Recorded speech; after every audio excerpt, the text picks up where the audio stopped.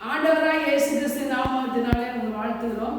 இன்றைக்கு தேவனுடைய வார்த்தையை பார்க்க போகிறோம். விசேஷமாக தேவனுடைய பிள்ளைகள் என்ற தலைப்பின் கீழே நாம் ஆசீர்வதிக்கப்பட்ட மகளாய் இருக்கிறோம் என்ற தலைப்பின் கீழே தேவனுடைய வார்த்தையை பார்க்க போகிறோம். எபேசியர் 1:3 வாசிக்கும் போது இப்படியாய் வாசிக்கிறோம். கிறிஸ்துவுக்குள் உன்னதங்களிலே சகல ஆசீர்வாதத்தினாலும் நம்மை ஆசீர்வதித்திருக்கிறார் என்ற வார்த்தையின்படி கிறிஸ்துவுக்குள் நாம் ஆண்டவருக்குள் ஆசீர்வதிக்கப்பட்டவர்களாக இருக்கிறோம். இனிமேல் அவர் ஆசீர்வதிக்க போறதில்லை. ஏற்கனவே நாம் தேவனுக்குள் இருக்கிறோம், தேவன் நமக்குள் இருக்கிறார். தேவனுக்குள் நாம் இருக்கிறோம், நமக்குள் அவர் இருக்கிறார். அவர் இருக்கிறபடினால அவரை ஏற்றுக்கொண்டவங்க எல்லாருமே தேவனால ஆசீர்வதிக்கப்பட்ட சந்ததியாய், ஆசீர்வதிக்கப்பட்ட பிள்ளைகளாய் நாம் இருக்கிறோம். வேதத்தில் வாசிக்கிறோம், அவரை ஏற்றுக்கொண்டவர்கள் எத்தனை பேர்களோ அத்தனை பேர்களும் தேவனுடைய பிள்ளைகளாக இருக்கும்படி தேவன் அவர்களுக்கு அதிகாரம் கொடுத்தார். அந்த வார்த்தையின்படி யோவான் 1:12 வாசிக்கிறோம். அந்த வார்த்தையின்படி நாம் அவருடைய பிள்ளைகளாக இருக்கிறபடினாலே தேவனாலே ஆசீர்வதிக்கப்பட்டவர்கள். ஆசீர்வதிக்கப்பட்டவர்கள் எல்லாவற்றிலும் நாம் சிறந்திருக்க வேண்டும் என்று தேவன் விரும்புகிறார். பெற்றோர் இருக்கிறாங்கன்னா பிள்ளைகள் எல்லாவற்றிலும் வேலையிலும், படிப்பிலும், வேலையிலும், அவங்க குடும்ப வாழ்க்கையிலும் எல்லாவற்றிலும் சிறந்திருக்க வேண்டும் என்று பெற்றோர் விரும்புகிறாங்க. அதே போல நம்முடைய அப்பா ஏசப்பா நம்ம மேல என்ன செய்யறாரு? விருப்பமாக இருக்கிறார். நம்ம மேல அவர் நோக்கமாக இருக்கிறார். நம்ம ஆசீர்வாதமாக இருக்கணும்னு வேதத்தில் வாசிக்கிறோம். பிலிப்பியர் 4:13 வாசிக்கும் போது எல்லாவற்றையும் என்னை பலப்படுத்துகிற கிறிஸ்துவினாலே எல்லாவற்றையும் செய்ய என்னால் எல்லாவற்றையும் செய்ய பலம் உண்டு. இந்த வசனம் நான் வேதத்தில் வாசிக்கிறோம். அப்போ என்னை பலப்படுத்துகிற கிறிஸ்துவினாலே எல்லாவற்றையும் செய்ய பலன் உண்டு. நாம் தேவனால ஆசீர்வதிக்கப்பட்டவர்கள் பலவானாய் இருக்க வேண்டும். பலவீனன் என்று சொல்லக்கூடாது. வேதத்தில் வாசிக்கிறோம், பலவீனன் தன்னை பலவான் என்று சொல்வானாக. ஆசீர்வதிக்கப்பட்ட பிள்ளைகள் எல்லாவற்றிலும் நாம் ஆசீர்வாதமாக இருக்க வேண்டும் என்று தேவன் விரும்புகிறார். அதனால நாம் என்ன செய்ய வேண்டும்? ஆசீர்வாதத்தை பேச வேண்டும், பலனை பேச வேண்டும், பலவீனங்களை குறித்து பேசக்கூடாது. 2வது பாயிண்ட் வாசிக்கும் போது யோவான் 15:1-8 வரைக்கும் வாசிக்கும் போது இப்படியாக பார்க்கிறோம். நானே திராட்சை செடி, பிதா திராட்சை தோட்டக்காரர், இயேசு திராட்சை செடியாக இருக்கிறார், நாம் கொடியாக இருக்கிறோம். செடியும் கொடியும் இணைந்து இருந்தால் தான் நாம் என்ன செய்ய முடியும்? கனி கொடுக்க முடியும். அதைத்தான் வேதத்தில் வாசிக்கிறோம். நீங்கள் என்னிலும் உங்கள் வார்த்தை அவரில் நிலைத்திருந்தால் நீங்கள் கேட்டுக்கொள்வது எதுவோ அது உங்களுக்கு கொடுக்கப்படும் சொல்றாரு.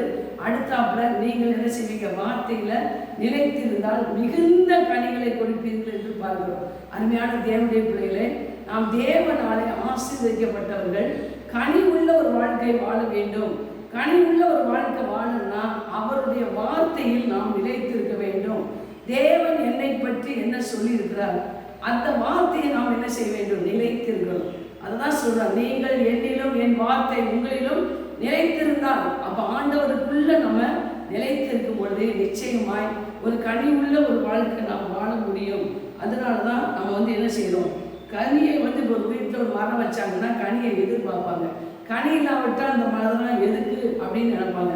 அது போல ஏசப்பாவும் உங்களுக்கு கனிகளில் எதிர்பார்க்கிறார்.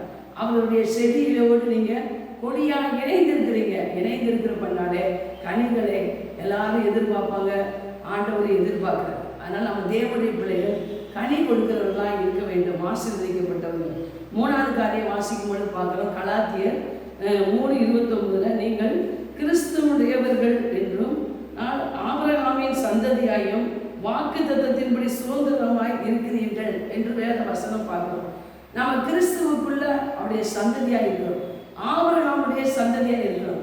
அவருடைய சந்ததியாக இருக்கிற பின்னாலே நாம் இந்த பூமியில தேவனாலே ஆசீர்வதிக்கப்பட்டவர்களாக இருக்கிறோம். அதனால இந்த உலகத்துல நான் என்ன செய்வோம்? நீ கீழாகாமல் மேலாவாய், வாழாகாமல் தலையாவாய், நீ சிறந்திருக்கும்படி தேவன் விரும்புகிறார். வேதத்தில் வாசிக்கிறோம், நீ கீர்த்தியும் புகழ்ச்சியும் மகிமையுமாய் சிறந்திருக்கும்படி செய்வேன்னு சொல்றார். அப்ப நம்ம தேவனால ஆசீர்வதிக்கப்பட்டவர்கள் சிறந்திருக்க வேண்டும் என்று ஆண்டவர் விரும்புகிறார். மேலாய் இருக்க வேண்டும் என்று விரும்புகிறார். எல்லாவற்றிலும் உயர்ந்திருக்க வேண்டும் என்று ஆண்டவர் அடுத்தாப்புல வாசிக்கிறோம். யோவான்ல 10:27-28 வாசிக்கும்போது, என் ஆடுகள் என் சத்தத்துக்கு செவி கொடுக்கிறது, அவைகள் என் சத்தத்துக்கு செவி கொடுக்கிறபடியால் என் கரத்திலிருந்து ஒருவரும் பறித்து கொள்ள முடியாது என்று வாசிக்கிறோம். நாம் தேவனுடைய கரத்தில் இருக்கிறோம். தேவன் நம்மை அவருடைய கரத்தில் வைத்திருக்கப்படனால பிசாசம் மனுஷரை யாரும் நம்மை பறிக்க முடியாது. தேவனுடைய கரத்தில் இருக்கிறோம். சாத்தானுக்கு நம்ம மேல ஒரு அதிகாரமும் கிடையாது. ஏன்னா அவர் நல்ல மேய்ப்பராக இருக்கிறார். நம்ம அவருடைய ஆடுகளாக இருக்கிறோம். அவர் கரத்துல இருந்து நம்ம யாரையும் என்ன செய்ய முடியாது. ஏன்னா அவர் பெரியவராக இருக்கிறார். அவர் உயர்ந்தவர், அவர் சிறந்தவர். அவர் கரத்துல இருந்து யாரும் பறிச்சுக்கிட முடியாது. அது மாத்திரமல்ல, அதுக்கு அடுத்தாப்புல வாசிக்கிறோம். சங்கீதம் 23:1-6 வரைக்கும் வாசிக்கும் போது, கர்த்தர் என் மேய்ப்பராக இருக்கிறார், நான் தாட்சி அடையே அப்படின்னு சொல்ல வேற வசனத்தின்படி அப்படியே கீழே வாசிக்கும் பொழுது, அவர் நம்ம மேய்ப்பராய் நாம் அவரை வைத்திருந்தோம்னா நாம் அவருடைய ஆடுகளாக இருக்கிறோம். ஆடுகளாக இருக்கிறப்பனால நம்ம உள்ளும் புறம்பும் நல்ல மேய்ச்சலை கண்டடைய நம் மேய்ப்பர் நமக்கு உதவி செய்வார். எல்லாம் ஒரு குறைவு இல்லாமல் ஆனால் ஜீவனுள்ள நாளெல்லாம் நன்மையும் கிருபையும் பின்தொடரும். அப்போ நம்ம தேவனால் ஆசீர்வதிக்கப்பட்ட பிள்ளைகள் இந்த உலகத்தில் அவரை மேய்ப்பராய் வைத்திருக்கிறப்பனால நம்ம வாழ்க்கையில் குறைவில்லாமல் நம்முடைய தொழிலில், வேலையில், படிப்பில், பிள்ளைகளுடைய எதிர்காலத்தில் எல்லாவற்றிலும் அவர் மேய்ப்பராக இருந்து நம்மை குறைவில்லாமல் நம்மளை நடத்துவதற்கு ஒரு உண்மை உள்ள தேவனாக இருக்கிறார். அது மாத்திரமல்ல, அடுத்தாப்புல நம்ம வாசிக்கிறோம். வேதத்தில் வாசிக்கும் பொழுது 6வது காரியம் பார்க்கும் பொழுது இப்படியாய் பார்க்கணும். எபிரேயர் 1:11-3 வாசிக்கும் பொழுது, விசுவாசத்தினாலே உலகங்கள் தேவனுடைய வார்த்தையினாலே உண்டாக்கப்பட்டது. அதுபோல் நம்ம தேவனால் ஆசீர்வதிக்கப்பட்ட பிள்ளைகள் நாம் என்ன செய்யணும்? விசுவாசத்தினாலே எல்லாவற்றையும் பேச வேண்டும்.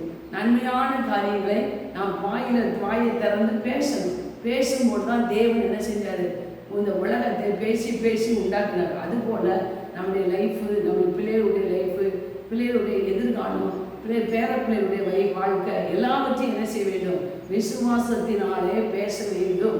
எல்லாம் சரியாக இருந்தால் தான் பேச முடியும். இல்லை, தேவனுடைய வார்த்தையின்படி நம்ம பேசும் பொழுது நிச்சயமாக இது நிறைவேறும். 12:1 எபிரேயர் 12:1 வாசிக்கும் பொழுது, நாம் விசுவாசத்தை துவக்கிறவரும் முடிக்கிறவருமாக இருக்கிற இயேசு கிறிஸ்துவை நோக்கி நமக்கு நியமித்திருக்க ஓட்டத்திலே பொறுமையோடு ஓட கடவோம். நமக்குன்னு ஒரு ஓட்டத்தை வச்சிருக்கிறார் ஆண்டவர்.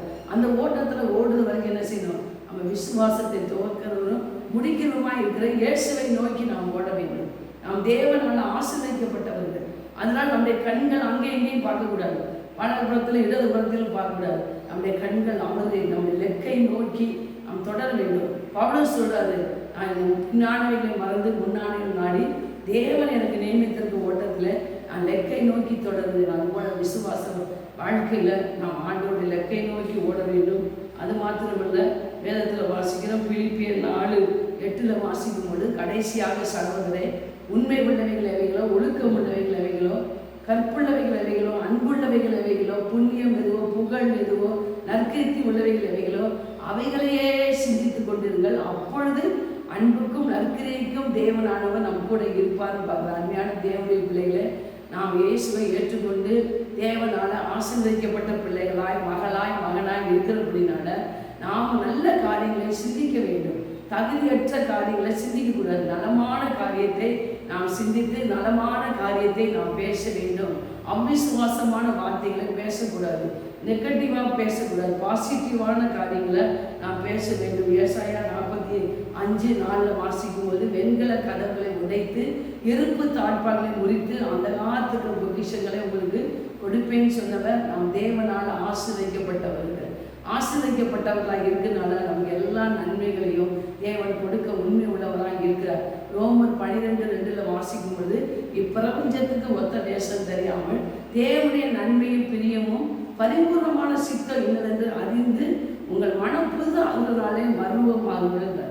அப்போ நம்ம தேவனால் ஆசீர்வதிக்கப்பட்ட மகன் என்ன செய்ய வேண்டும்? நல்ல காரியங்களை சிந்தித்து நல்ல மனதை மருவம் மாற்றி கிறிஸ்துவின் வசனத்துக்கு நேராக நாம் சிந்தையை திருப்பி ஆண்டவருக்கென்று வாழ்வோம். ஆண்டவருடைய நாமம் நம் மூலமாக மகிமைப்படும். God bless you.